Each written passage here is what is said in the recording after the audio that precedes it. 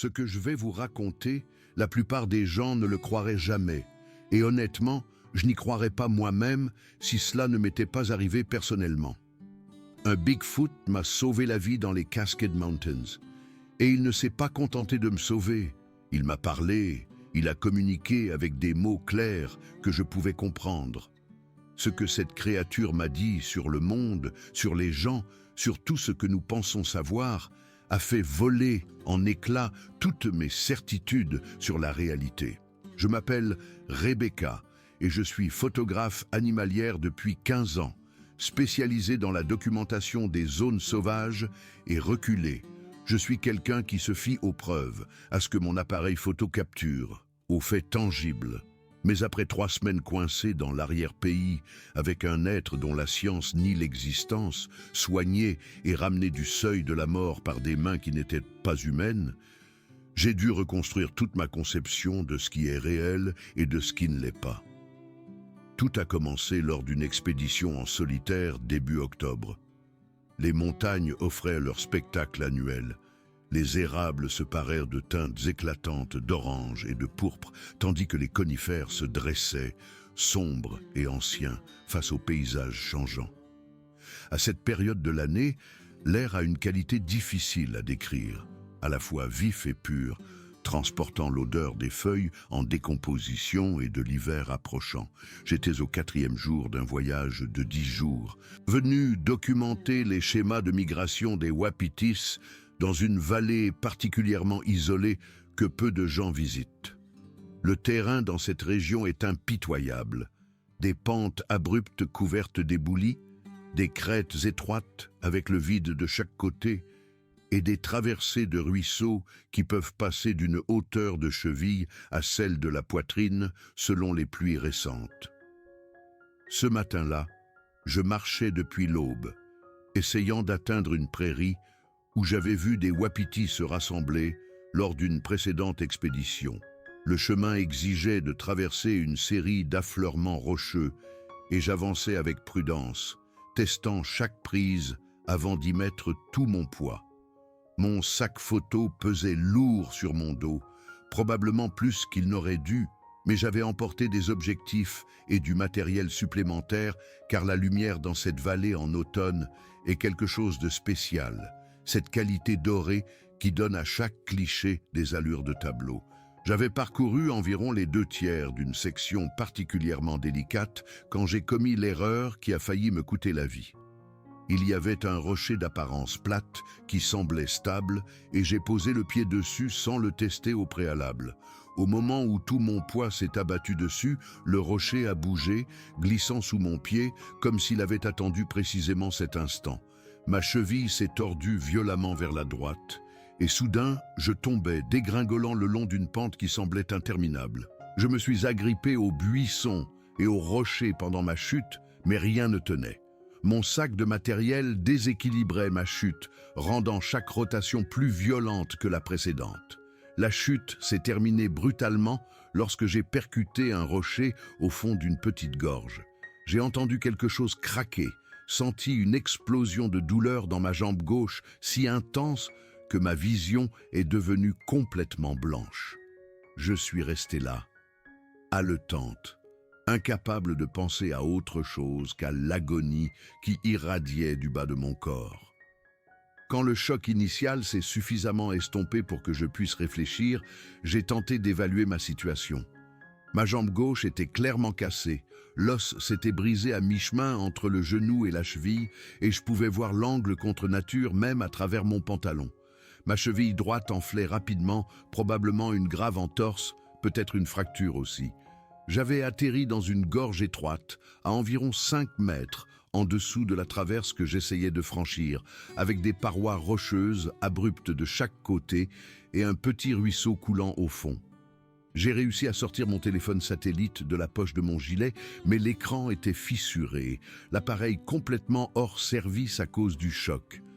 Ma radio de secours se trouvait dans mon sac, qui s'était déchiré pendant la chute, éparpillant son contenu sur les rochers. Je pouvais voir la radio à une 20aine de mètres, coincée entre 2 blocs de pierre. 20 mètres, c'était comme 20 kilomètres dans mon état. Le moindre mouvement de ma jambe gauche provoquait des vagues de douleur à me donner la nausée. Ma cheville droite ne pouvait supporter aucun poids. J'étais coincé au fond d'une gorge dans l'un des secteurs les plus reculés des cascades, sans moyen d'appeler à l'aide et sans moyen de bouger. La première chose que j'ai faite a été d'essayer de me calmer et de réfléchir logiquement. La panique me tuerait plus vite que mes blessures. J'ai fait l'inventaire de ce que j'avais à portée de main. Mon sac photo était resté accroché à moi, ce qui signifiait que j'avais quelques barres protéinées, une petite bouteille d'eau et ma trousse de premier secours. Pas grand-chose, mais c'était déjà ça. Je me suis traîné vers le ruisseau, utilisant mes bras pour tirer mon corps sur le sol rocailleux, tout en gardant mes jambes aussi immobiles que possible. Chaque mouvement était une agonie, mais j'avais besoin d'eau, et je devais nettoyer les coupures et les éraflures que j'avais subies pendant la chute. Il m'a fallu probablement 45 minutes pour parcourir les 3 mètres jusqu'au ruisseau. Quand je l'ai atteint, je tremblais de douleur et d'épuisement. J'ai rempli ma bouteille d'eau et j'ai bu à grandes gorgées, puis j'ai utilisé un peu d'eau pour nettoyer le sang sur mes mains et mon visage. Ma trousse de secours contenait le nécessaire de base, de la gaze, des lingettes antiseptiques, quelques pansements, des analgésiques. J'ai pris 3 ibuprofènes, sachant qu'ils ne feraient rien contre la douleur d'une jambe cassée, mais espérant qu'ils aideraient à réduire l'inflammation. Le soleil commençait à descendre sous la ligne de crête et la température dans la gorge chutait rapidement. Les gorges de montagne perdent vite leur chaleur une fois le soleil disparu. Les parois rocheuses qui offrent de l'ombre pendant la journée devenant de froids radiateurs la nuit. J'avais besoin d'un abri, besoin de quitter la roche nue avant de perdre trop de chaleur corporelle. Il y avait un petit surplomb à environ 5 mètres en amont, un endroit où la paroi rocheuse avançait suffisamment pour offrir une certaine protection contre les éléments. Y parvenir semblait impossible, mais rester où j'étais signifiait l'hypothermie assurée. J'ai commencé le processus atroce de me hisser en amont, utilisant mes bras pour traîner mon corps sur les rochers glissants tout en essayant de garder ma jambe cassée immobilisée. La douleur était constante et écrasante, une lance de feu blanc qui me transperçait la jambe au moindre mouvement. Je devais m'arrêter tous les mètres pour me reposer et respirer à travers les vagues de nausée. Par 2 fois, j'ai failli m'évanouir, ma vision s'assombrissant sur les bords avant que je ne me force à rester consciente par pure volonté. Le temps que j'atteigne le surplomb, il faisait presque nuit et je tremblais de manière incontrôlable. J'ai réussi à me caler dans une position semi-protégée, le dos contre la paroi rocheuse, les jambes étendues devant moi. J'ai resserré ma veste autour de mon corps et j'ai essayé de conserver le peu de chaleur corporelle qu'il me restait. La nuit s'étendait devant moi comme une éternité de souffrance. Ma jambe lançait une douleur qui semblait avoir son propre rythme cardiaque. Chaque bruit dans l'obscurité me faisait sursauter, me faisait penser aux ours ou aux pumas, des prédateurs pour qui un humain blessé serait un repas facile. J'ai dérivé entre conscience et inconscience, me réveillant parfois dans le noir complet, parfois dans la lumière grise de l'aube. Quand le matin est enfin arrivé, ma situation ne s'était pas améliorée. Au contraire, elle était pire. Ma jambe gauche avait presque doublé de volume. La peau était tendue et brillante, chaude au toucher même à travers mon pantalon. Ma cheville droite était violette et noire d'ecchymose, et je ne sentais plus mes orteils de ce côté. La douleur s'était installée en une sorte de supplice constant et lancinant, ponctué de pics aigus dès que je bougeais un tant soit peu. J'ai mangé une barre protéinée et bu plus d'eau du ruisseau, essayant de garder mes forces même si je n'avais aucun appétit. J'ai passé cette journée à essayer de trouver un moyen de signaler ma présence. J'avais un petit miroir dans mon sac photo, et j'ai passé des heures à essayer d'attraper le soleil pour l'envoyer vers le ciel, espérant qu'un avion passerait au-dessus de moi. Rien n'est venu. J'ai crié à l'aide jusqu'à en avoir la gorge à vif, mais la gorge avalait ma voix, contenant le son entre ses parois rocheuses. Alors que la 2e nuit approchait, j'ai commencé à accepter que je pourrais mourir ici. Mon contact d'urgence ne s'attendrait pas à avoir de mes nouvelles avant une autre semaine. Et même alors, Ils attendraient probablement un jour ou deux avant de donner l'alerte. Le temps que quelqu'un commence à me chercher, je serais probablement morte d'exposition, de déshydratation ou d'une infection de mes blessures. C'est cette deuxième nuit que j'ai entendu les pas pour la première fois. Ils venaient de quelque part au-dessus de la gorge, lourds et délibérés. Trop lourds pour un cerf, trop rythmés pour un ours. Les ours traînent des pieds et flânent. Ces pas avaient un but, une direction. Je suis resté dans ma petite alcôve, retenant à peine ma respiration, écoutant ce qui se déplaçait le long du bord de la gorge. Puis j'ai senti une odeur, quelque chose de fort et de sauvage, comme une combinaison de musc, de pain et de quelque chose d'organique que je ne pouvais identifier. Les pas se sont arrêtés presque directement au-dessus de moi. J'entendais une respiration, profonde et lente, la respiration de quelque chose de grand. Je me suis plaqué contre la paroi rocheuse, mon cœur battant si fort que je l'aisantais dans ma jambe cassée. Puis le son s'est estompé, les pas s'éloignant à travers la forêt, et j'étais de nouveau seul. Je me suis dit que c'était un ours. Ça devait être un ours. Qu'est-ce que ça pouvait être d'autre dans ces montagnes? Mais les pas ne sonnaient pas comme ceux d'un ours, trop réguliers, trop mesurés. Et cette odeur, j'avais déjà rencontré des ours lors de mon travail de photographe, je connaissais leur odeur particulière, et ce n'était pas ça, c'était autre chose. Je n'ai pas beaucoup dormi le reste de la nuit, chaque nerf de mon corps en alerte maximale, malgré mon épuisement. Le troisième jour a apporté la pluie, un crachin froid et continu, qui a rendu les rochers glissants et a fait monter le niveau du ruisseau. Mon petit surplomb offrait une certaine protection, mais j'étais quand même mouillé. Et avec la pluie est venue une chute de température qui m'a fait frissonner en quelques heures. Ma jambe empirait, l'enflure s'étendant vers mon genou, la peau prenant une teinte rougeâtre qui signalait une infection. Sans traitement médical approprié, je risquais de perdre la jambe, même si je survivais assez longtemps pour être secouru. L'infection pourrait se propager à mon sang et me tuer de toute façon. Cet après-midi-là, j'ai de nouveau entendu les pas. Ils venaient de la même direction que la veille, se déplaçant le long du bord de la gorge. Mais cette fois, ils se sont arrêtés à un endroit différent, quelque part derrière moi et sur la gauche. J'ai tourné la tête lentement, essayant de voir à travers la pluie, et c'est là que je l'ai vue. Elle se tenait au bord de la gorge, à peut-être 10 mètres au-dessus de moi, me regardant. La pluie tombait en rideau autour d'elle, mais elle ne semblait pas le remarquer, se tenant là comme une statue taillée dans la montagne elle-même. Même à travers la pluie, je pouvais voir qu'elle était énorme, mesurant facilement 2,50 m, peut-être plus. Son corps était couvert d'une fourrure sombre, d'un brun si profond qu'il était presque noir, emmêlé et mouillé par la pluie. Ses épaules étaient incroyablement larges, ses bras longs et musclés, descendant au-delà de ses genoux. Mais c'est son visage qui a captivé mon attention, plat et large, avec une arcade sourcilière proéminente au-dessus d'yeux qui m'observait avec une intelligence indéniable.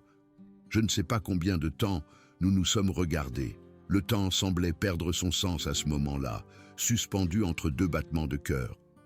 Elle a légèrement incliné la tête, m'étudiant comme j'étudierais un oiseau particulièrement intéressant à travers mon objectif. Puis elle s'est retournée et a disparu dans la pluie et les arbres, me laissant seul avec le bruit de l'eau qui tombait. Je sais ce que j'ai vu. Malgré la pluie, malgré la douleur, malgré tout, je sais ce que j'ai vu. C'était un Sasquatch, un Bigfoot, appelez-le comme vous voulez. Une créature dont la science nie l'existence, se tenant là, me regardant avec des yeux qui contenaient plus de conscience que n'importe quel animal que j'ai jamais photographié.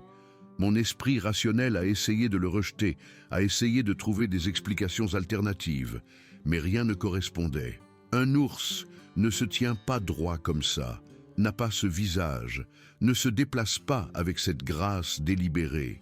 Une personne en costume ne serait pas dans cet endroit reculé sous une pluie battante. Ce que j'ai vu était réel. La pluie a continué toute la nuit et jusqu'au lendemain matin. J'étais en mauvais état à ce moment-là. frissonnant constamment, mes pensées devenant floues et confuses. L'infection dans ma jambe se propageait, des traînées rouges et furieuses rampant au-delà de mon genou. Je manquais d'eau car le ruisseau était devenu trop boueux pour être bu en toute sécurité, et ma nourriture était épuisée. Je sentais mon corps commencer à lâcher, les systèmes tombant en panne les uns après les autres à mesure que les ressources s'épuisaient. J'ai dû perdre connaissance à un moment donné ce matin-là, car la chose suivante dont je me souviens est de me réveiller avec la sensation d'être déplacé. Des bras forts me soulevaient, me berçant contre quelque chose de chaud et de doux. L'odeur était écrasante, ce même parfum de musc et de pin que j'avais détecté auparavant, mais maintenant mélangé à quelque chose de presque réconfortant, comme l'odeur d'un manteau d'hiver rangé avec des copeaux de cèdre. J'ai essayé d'ouvrir les yeux, mais mes paupières semblaient incroyablement lourdes. Je sentais un mouvement, un rythme de balancement, comme si quelqu'un me portait en marchant. Puis, l'obscurité m'a de nouveau emporté. Quand je me suis réveillé, j'étais dans un endroit sec. Le bruit constant de la pluie était assourdi, filtrant de quelque part à l'extérieur. J'étais allongé sur quelque chose de moelleux, une sorte de litière, et il y avait de la chaleur à proximité, un feu crépitant quelque part à ma gauche. J'ai ouvert les yeux lentement, effrayé par ce que je pourrais voir, mais aussi trop faible pour m'en soucier autant que j'aurais dû. J'étais dans une grotte. Ce fut ma première pensée cohérente. Les murs autour de moi étaient de pierre brute, incurvés comme l'intérieur d'un dôme, s'élevant jusqu'à un plafond à environ 4 mètres de hauteur. La lumière provenait d'un petit feu brûlant dans un foyer près du centre de la grotte, la fumée montant vers une ouverture naturelle dans le toit qui servait de cheminée. La litière sur laquelle j'étais allongé s'est avérée être une épaisse couche de branches de pin recouverte d'une sorte d'herbe séchée et de mousse étonnamment confortable vu les circonstances. Elle était assise de l'autre côté du feu, m'observant. Le Bigfoot que j'avais vu à la gorge, sans aucun doute le même. À la lueur du feu, je pouvais la voir plus clairement maintenant. Son visage était remarquable, ni tout à fait humain, ni tout à fait simiesque, quelque chose d'ancien et d'évolué au-delà des deux. Ses yeux reflétaient la lumière du feu, sombres et profonds, remplis d'une intelligence qui me donnait l'impression qu'elle lisait dans mes pensées. Sa fourrure était sèche maintenant, et je pouvais voir qu'elle était d'un riche brun chocolat avec des fils d'argent autour de son visage et le long de ses bras, suggérant l'âge et l'expérience. J'aurais dû être terrifié. J'étais seul dans une grotte avec une créature qui pourrait probablement me déchiqueter sans effort, incapable de courir, incapable de me battre, complètement impuissante. Mais quelque chose dans la façon dont elle me regardait, quelque chose dans le soin qui avait manifestement été pris pour m'amener ici et me mettre à l'aise, rendait la peur superflue. Quelles que soient ses intentions, elle ne semblait pas être prédatrice. Elle a dû voir que j'étais réveillé, car elle a alors bougé, se levant d'un seul mouvement fluide qui démentait sa taille massive. Elle s'est approchée de l'endroit où j'étais allongé et s'est agenouillée à côté de moi, rapprochant son visage du mien. De près, je pouvais voir chaque détail, les poils fins qui couvraient sa peau, les rides autour de ses yeux qui suggéraient des années d'expérience, le léger mouvement de ses narines alors qu'elle respirait mon odeur. Elle a tendu une main énorme et a touché doucement mon front, comme une mère vérifierait la fièvre de son enfant. Son contact était étonnamment doux, sa peau chaude et semblable à du cuir. Puis elle a parlé. Le mot qui est sorti de sa bouche était rauque et guttural, mais c'était incontestablement un mot humain. Elle a dit « Oh ». J'ai d'abord cru que j'hallucinais, que la fièvre, la douleur et l'épuisement avaient finalement fait vaciller ma raison. Mais ensuite, elle a attrapé quelque chose à côté d'elle, un bol en bois rempli de liquide. Elle m'a aidé à m'asseoir légèrement, soutenant ma tête d'une main massive, tout en tenant le bol à mes lèvres de l'autre. L'eau était pure, froide, et avait le goût de la chose la plus douce que j'ai jamais bue. Après avoir bu à ma soif, Elle m'a doucement rallongé sur la litière et s'est éloignée pour s'occuper du feu. Je suis resté là, essayant de comprendre ce qui venait de se passer. Elle avait parlé. Un seul mot, mais un mot néanmoins. Un Bigfoot m'avait regardé, avait évalué mes besoins et avait communiqué en utilisant le langage humain. Tout ce que je pensais savoir sur le monde, sur l'évolution, sur les frontières entre l'homme et l'animal, était soudainement remis en question. Au cours des heures suivantes, j'ai dérivé entre conscience et inconscience. Chaque fois que je me réveillais, elle était là, s'occupant du feu, assise tranquillement à me regarder ou faisant quelque chose avec des plantes et des herbes que je ne pouvais pas bien distinguer. À un moment donné, elle est venue examiner ma jambe. Elle a défait le bandage rudimentaire que j'avais fabriqué quelques jours plus tôt et a étudié la blessure avec ce que je ne peux décrire que comme un intérêt clinique. L'infection était grave, je le savais sans même regarder. Je pouvais sentir la chaleur qui irradiait de ma peau, sentir l'odeur douce et écœurante qui signifiait que les choses tournaient mal. Elle a disparu pendant un moment après cet examen. Je suis resté seul dans la grotte, regardant le feu se consumer, me demandant si elle m'avait abandonné. Mais elle est revenue, portant une brassée de plantes, des choses avec des feuilles, des racines et des tiges que je ne reconnaissais pas. Elle s'est assise près du feu et a commencé à les préparer, en broyant certaines entre ses paumes, en écrasant d'autres entre des pierres, en chauffant d'autres encore sur les flammes jusqu'à ce qu'elles deviennent molles et pulpeuses. Quand elle eut fini, elle est venue vers moi avec une sorte de cataplasme, une pâte faite des plantes qu'elle avait cueillies. Elle l'a appliquée sur ma jambe avec une douceur surprenante, couvrant le pire de l'infection avec le mélange vert et frais. Ça a piqué au début, une sensation de brûlure qui m'a fait halter, mais c'est ensuite devenu apaisant, anesthésiant, comme de la glace sur un coup de soleil. Elle a enveloppé ma jambe dans des feuilles fixées avec des lanières d'écorce, créant un bandage plus efficace que tout ce que j'avais réussi à faire moi-même. J'ai essayé de parler alors, d'essayer de dire merci, mais ma voix n'était qu'un croassement. Elle m'a regardé et j'ai vu quelque chose comme de la compréhension dans ses yeux. Elle a touché sa poitrine une fois, un geste qui semblait avoir une signification, puis est retournée s'occuper du feu. Je me suis endormi en la regardant travailler, me demandant si je rêvais, espérant me réveiller et découvrir que tout cela était bien réel. Les jours ont passé dans cette grotte. Je ne sais pas combien exactement. Le temps est devenu fluide et difficile à suivre. Elle a pris soin de moi avec une patience et un dévouement presque maternel. Elle m'apportait de l'eau plusieurs fois par jour, toujours dans le même bol en bois qu'elle avait dû sculpter elle-même à un moment donné. Elle m'apportait aussi de la nourriture. Au début, juste des baies, des racines et des noix, des choses faciles à manger et à digérer. Plus tard, alors que je reprenais des forces, elle a apporté de la viande, de petits animaux qu'elle avait attrapés et cuits sur le feu. La viande avait un goût de gibier, mais était nourrissante, et je mangeais tout ce qu'elle me donnait sans poser de questions. Ma jambe a commencé à s'améliorer presque immédiatement après qu'elle a commencé à la traiter. Les traînées rouges et furieuses se sont estompées, l'enflure a diminué, la chaleur s'est dissipée. Quoi qu'il y ait eu dans ce cataplasme, cela fonctionnait mieux que n'importe quel antibiotique que j'avais jamais utilisé. L'infection a reculé et l'os a commencé à se ressouder.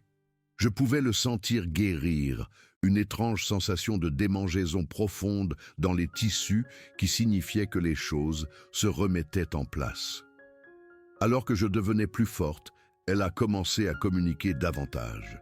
Son vocabulaire était limité, mais s'enrichissait, et j'ai réalisé qu'elle apprenait autant qu'elle enseignait. Elle pointait des objets du doigt et prononçait leur nom de sa voix rauque. Eau, feu, nourriture, jambes, douleur, et observait mon visage pour voir si elle avait raison. Je hochais ou secouais la tête, et elle s'ajustait en conséquence. Parfois, elle essayait de nouveaux mots, les testant, voyant comment je réagissais. Arbre, roche, oiseau, dormir, J'ai commencé à lui apprendre plus de mots en retour, en pointant des objets et en parlant lentement, la regardant s'efforcer de former les sons avec une bouche qui n'était pas conçue pour la parole humaine. Elle apprenait vite, plus vite que je ne l'aurais cru possible. En ce que j'ai estimé être environ une semaine, elle pouvait communiquer des concepts de base avec une précision raisonnable. Pas des phrases, pas encore, mais des mots enchaînés de manière à transmettre un sens. Toi, besoin eau. Feu gardé chaud.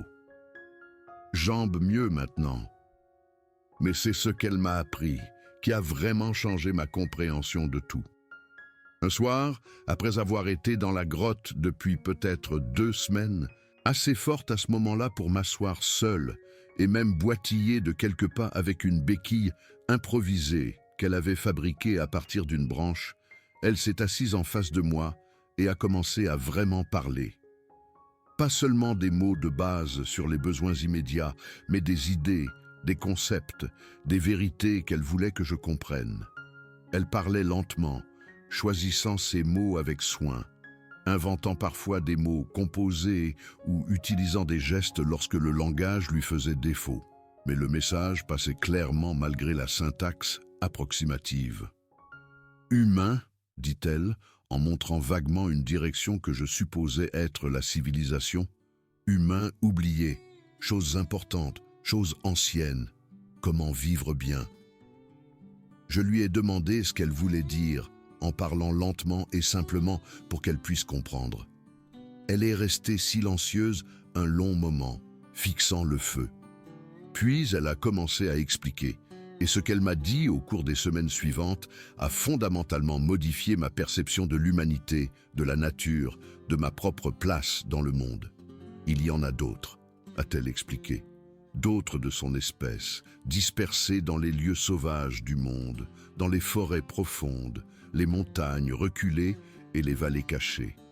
Ils sont là depuis plus longtemps que les humains, a-t-elle dit, observant depuis la lisière, regardant la civilisation humaine s'élever et s'étendre sur la terre.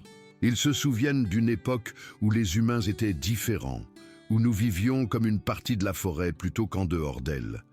Ils se souviennent du temps où nous comprenions notre place dans la toile de la vie, où nous ne prenions que ce dont nous avions besoin et rendions ce que nous pouvions.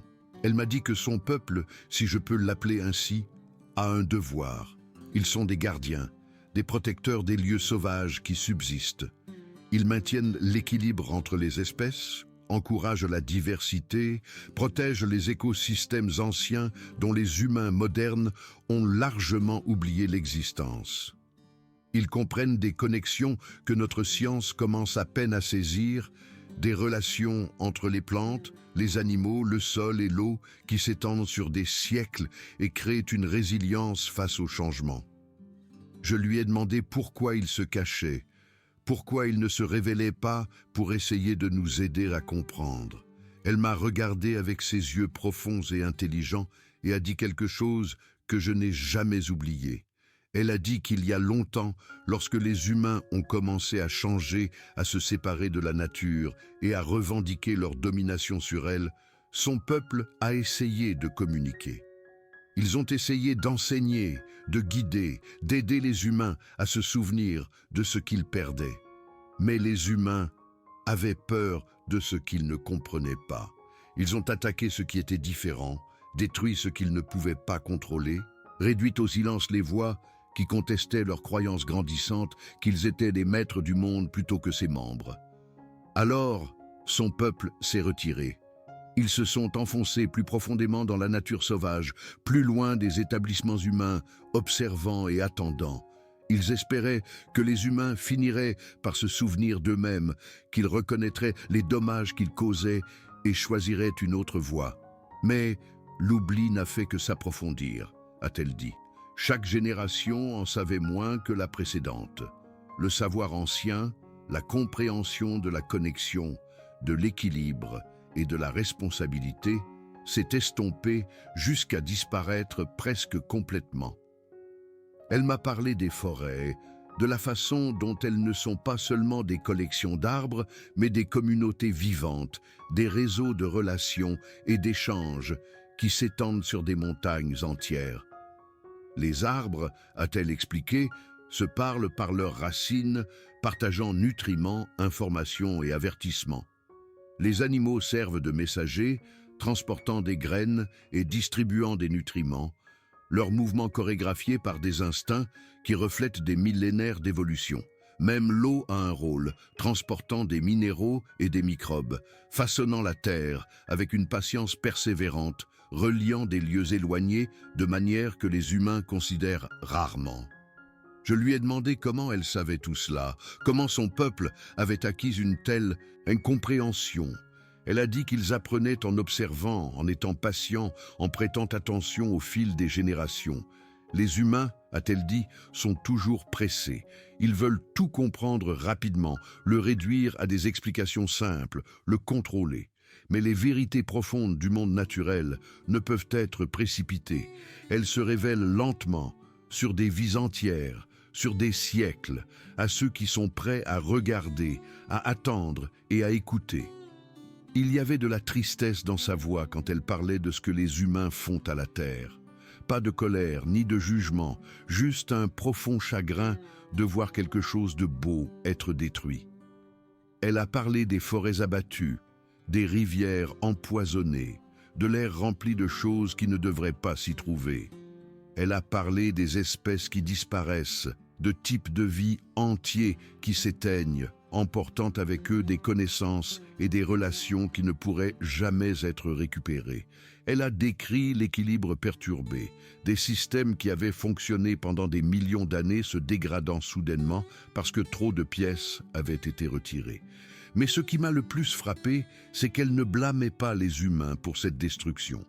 Elle la voyait comme une sorte de maladie collective, un oubli qui s'était répandu dans la culture humaine comme une épidémie. Humains ne savent pas, a-t-elle dit. Ils ont oublié qu'ils font partie de tout, que ce qu'ils font à la terre, ils se le font à eux-mêmes. Ils pensent être séparés au-dessus, en contrôle, mais ils ne le sont pas. Ils sont tissés dans la même toile que tout le reste, et quand ils déchirent cette toile, ils se déchirent eux-mêmes. J'ai passé des heures à parler avec elle, à apprendre sa façon de voir le monde. Elle m'a appris à écouter la forêt, à entendre les messages dans les chants d'oiseaux, les bruits d'insectes et le craquement des branches.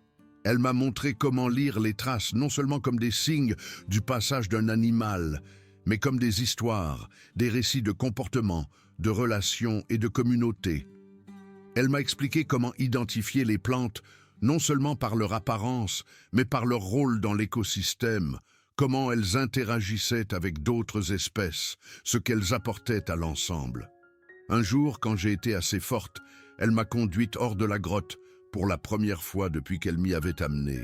Nous avons débouché sur une corniche étroite, surplombant une vallée que je ne reconnaissais pas, une forêt dense s'étendant dans toutes les directions, des montagnes s'élevant au loin, une rivière scintillant d'argent bien plus bas. La beauté du lieu m'a coupé le souffle, non seulement le spectacle visuel, mais le sentiment de vie, d'interconnexion, de dessin qui semblait émaner de chaque arbre, chaque rocher et chaque cours d'eau. Elle se tenait à côté de moi, regardant la même vue, et j'ai réalisé qu'elle voyait quelque chose de différent de ce que je voyais. Là où je voyais un joli paysage, elle voyait une communauté, un vaste système vivant avec d'innombrables membres jouant tous leur rôle. Elle m'a montré des choses que j'aurais manquées. Un bosquet particulier de cèdres qui abritait une famille de hiboux, une prairie en contrebas où les wapitis se rassemblaient tôt le matin, les formes dans la canopée de la forêt qui révélaient où les cours d'eau coulaient sous terre. Toute la vallée, a-t-elle expliqué, était connectée. Rien n'existait de manière isolée, tout affectait tout le reste. Nous sommes retournés dans la grotte alors que le soleil se couchait et elle a préparé le dîner pendant que j'étais assise à la regarder, essayant d'absorber tout ce que j'avais appris. Ma jambe guérissait bien, assez forte maintenant pour que je puisse marcher sur de courtes distances avec juste un léger boitement. Dans quelques jours, je le savais, je serais assez bien pour partir, pour essayer de retrouver le chemin de la civilisation. Cette pensée m'a rempli d'émotions complexes. Le désir de rentrer chez moi, mêlé à la réticence de quitter ce lieu de révélation. Cette nuit-là, elle m'a dit ce qu'elle voulait que je fasse. Elle a dit qu'elle avait choisi de me sauver pour une raison, qu'elle m'avait observé pendant plusieurs jours avant mon accident, qu'elle avait vu quelque chose en moi qui suggérait que je pourrais être prête à entendre la vérité. Tout le monde n'était pas prêt, a-t-elle expliqué.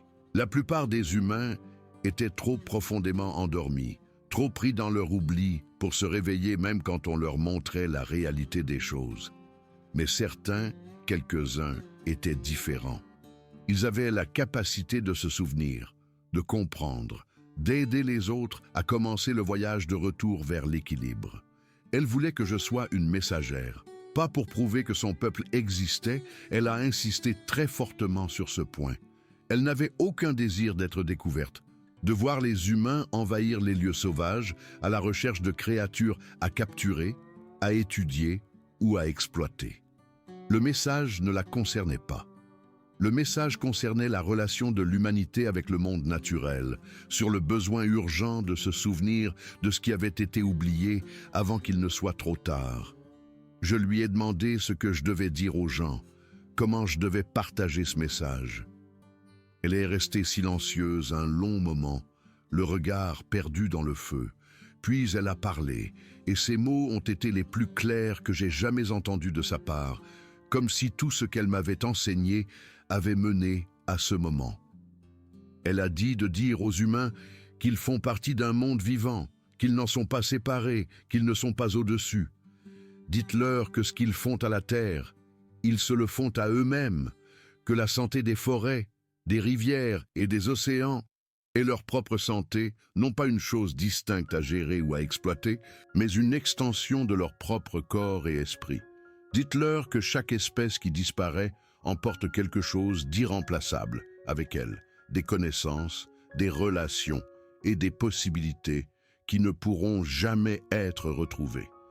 Dites-leur que les lieux sauvages ont besoin de protection, non pas parce qu'ils sont beaux à regarder ou bons pour les loisirs, mais parce qu'ils sont essentiels, les poumons, les reins et le système immunitaire d'une planète vivante. Dis-leur, a-t-elle dit, qu'il est encore temps. Les dégâts sont graves, mais pas complets. Les systèmes sont sous tension, mais pas brisés. La guérison est possible si les humains la choisissent, si assez d'entre eux se réveillent, se souviennent et commencent à vivre différemment. Dis-leur qu'ils ont une responsabilité, que leur intelligence et leur capacité sont destinées à prendre soin, non à conquérir, à guérir, non à exploiter. Dis-leur qu'ils ne sont pas seuls, a-t-elle ajouté. Dis-leur qu'il y en a d'autres, des intelligences qu'ils n'ont pas reconnues, qui observent et espèrent. Dis-leur que les lieux sauvages ont toujours leurs gardiens, des êtres qui se souviennent des anciennes coutumes et maintiennent les équilibres ancestraux. Dis-leur que de l'aide est disponible s'ils sont prêts à l'accepter, des conseils s'ils sont prêts à écouter, de l'espoir s'ils sont prêts à changer. Elle m'a regardé avec ses yeux profonds et sages, et j'y ai vu des siècles de patience, des millénaires d'observation, d'attente et d'espoir. J'ai vu la tristesse pour tout ce qui avait été perdu et pourrait encore l'être. Mais j'ai aussi vu de l'espoir, fragile mais persistant, le même espoir qui pousse les plantes à traverser le béton, les animaux à s'adapter aux conditions changeantes et la vie à persister contre vent et marée. Je lui ai demandé si elle pensait que les humains écouteraient. Elle a dit qu'elle ne savait pas. Elle a dit que les humains avaient déjà surpris son peuple, parfois de manière terrible et parfois de manière magnifique. Les humains ont la capacité à la fois d'une grande destruction et d'une grande guérison, a-t-elle dit. La capacité qui prévaut dépend des choix individuels, faits par des millions de personnes chaque jour. Chaque choix compte, a-t-elle souligné.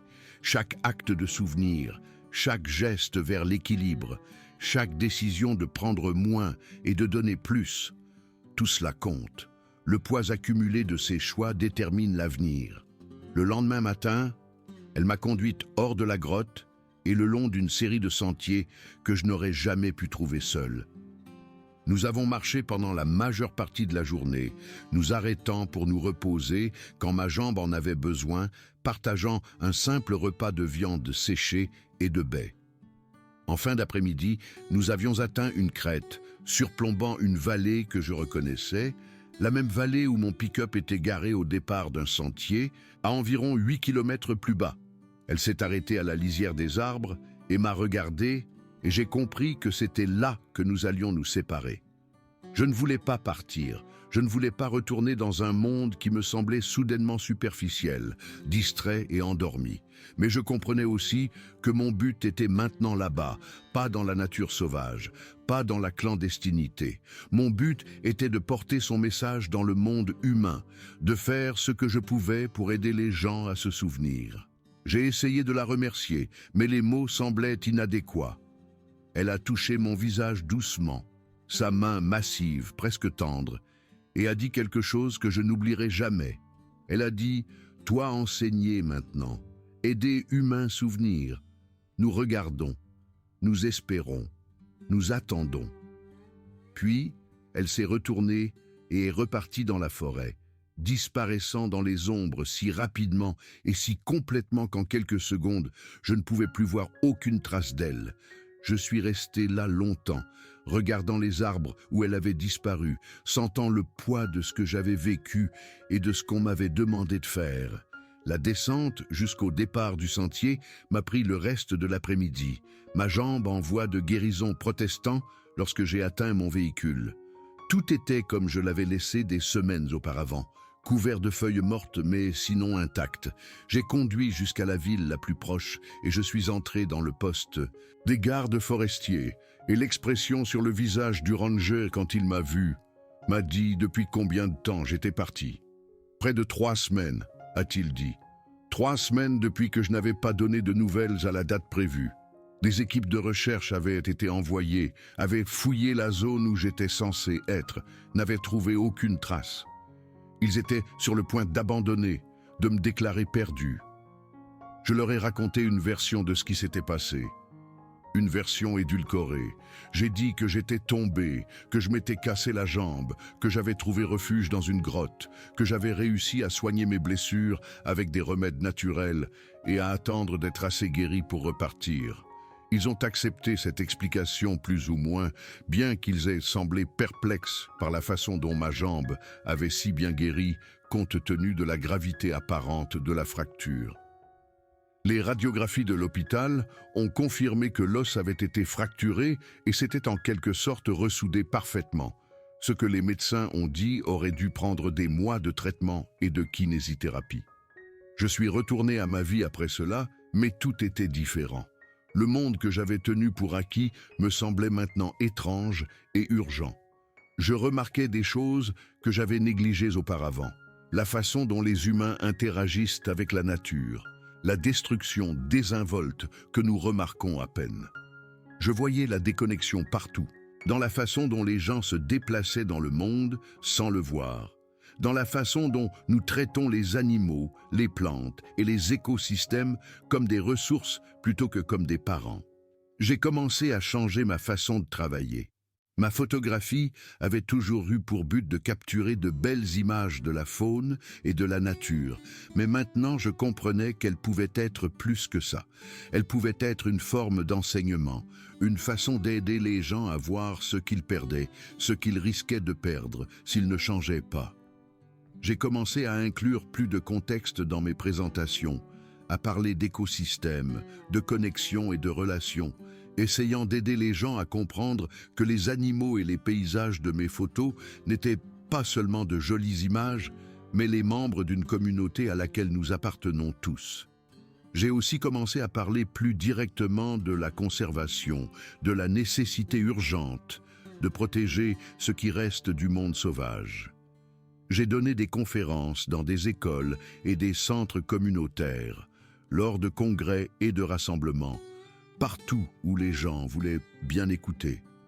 Je leur ai parlé des forêts, des rivières et des animaux, de la toile de connexion qui soutient toute vie, des dommages causés et de la guérison qui est encore possible. Je Je n'ai jamais mentionné ce qui m'est vraiment arrivé dans ces montagnes, jamais parlé du Bigfoot, de la grotte ou des choses qu'elle m'a apprises. Comme elle l'a dit, la plupart des gens ne sont pas prêts pour cette vérité. Ils la rejetteraient, la ridiculiseraient, l'utiliseraient pour saper tout ce que j'essayais de dire. Mais le message lui-même, la vérité fondamentale qu'elle voulait que je partage, ça je pouvais le dire. Et j'ai trouvé que les gens étaient plus réceptifs que je ne l'avais prévu. Quelque chose est en train de changer dans la conscience humaine, une prise de conscience croissante, que nous ne pouvons pas continuer à vivre comme nous l'avons fait, que la Terre a des limites et que nous les approchons. De plus en plus de gens se posent des questions, cherchent des alternatives, veulent faire partie de la solution plutôt que du problème. Les graines du changement germent, lentement mais sûrement. Aujourd'hui, je passe autant de temps que possible dans la nature, non seulement pour la photographier, mais pour en faire partie, pour me souvenir de ce que j'ai appris dans cette grotte. J'ai développé une sensibilité que je n'avais pas auparavant, une capacité à ressentir la forêt autour de moi d'une manière plus profonde. Je remarque des choses que les autres ne voient pas. Les signes subtils de santé et de maladie dans un écosystème, les histoires racontées par les traces, les excréments et les modes d'alimentation, le langage des oiseaux et des insectes que j'apprends lentement à comprendre. Parfois, quand je suis au fin fond de l'arrière-pays, loin des sentiers et des autres humains, je sens cette odeur, musquée et sauvage, de pain et de terre et de quelque chose d'uniquement autre. Je sais qu'elle est à proximité alors, ou l'un des siens, observant depuis les ombres, prenant des nouvelles de l'humaine qui a appris à écouter. Je ne les vois jamais à ces occasions, ils sont trop doués pour rester cachés, mais je sens leur présence, et c'est suffisant. Cela me rappelle que je ne suis pas seul dans ce travail, qu'il y en a d'autres qui font leur part pour maintenir l'équilibre. J'ai changé toute mon approche de la vie, je vois tout différemment maintenant. Quand je marche dans une forêt, je ne me déplace pas seulement à travers une collection d'arbres. Je traverse une communauté d'êtres interconnectés, chacun jouant son rôle dans un vaste système d'échange et de soutien. Quand je rencontre des animaux, je ne les vois pas comme des créatures séparées de moi, mais comme des parents, des compagnons de voyage sur cette planète, des membres de la même famille de la vie. Quand je regarde une rivière, un océan ou une montagne, je ne vois pas seulement un paysage, mais des organes vitaux dans le corps de la Terre, essentiels à la santé de tout le reste. Je suis devenu ce qu'elle m'a demandé de devenir, un pont entre le monde humain et le monde sauvage. À ma petite échelle, j'apprends aux gens à se souvenir de ce qu'ils ont oublié, à voir ce qu'ils ont négligé, à comprendre ce qu'ils ont ignoré. C'est un travail lent, frustrant parfois, et qui semble souvent futile face à la destruction qui continue tout autour de nous. Mais je continue parce que je me souviens de ce qu'elle m'a dit, que chaque choix compte, que le poids accumulé de nombreux petits choix détermine l'avenir. Le message qu'on m'a demandé de partager est simple mais profond. Nous ne sommes pas séparés de la nature. Nous en faisons partie. Nous y sommes tissés. Nous en dépendons. Ce que nous faisons à la terre, nous nous le faisons à nous-mêmes. La santé des forêts, des rivières et des océans est notre propre santé, pas quelque chose de séparé à gérer ou à exploiter. Chaque espèce qui disparaît emporte quelque chose d'irremplaçable avec elle. Les lieux sauvages ont besoin de protection non pas parce qu'ils sont beaux, mais parce qu'ils sont nécessaires. Nous avons la responsabilité d'être des gardiens, pas des conquérants, des guérisseurs, pas des exploiteurs. Et il est encore temps, si assez d'entre nous se réveillent, se souviennent et choisissent différemment. C'est ce qu'elle voulait que je partage. C'est la vérité que j'ai apprise pendant ces semaines dans la nature, brisée et impuissante, soignée par un être dont la science nie l'existence.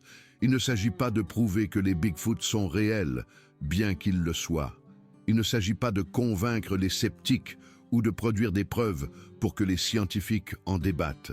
Il s'agit du message lui-même, de la vérité sur la connexion, l'équilibre et la responsabilité dont les humains ont désespérément besoin de se souvenir.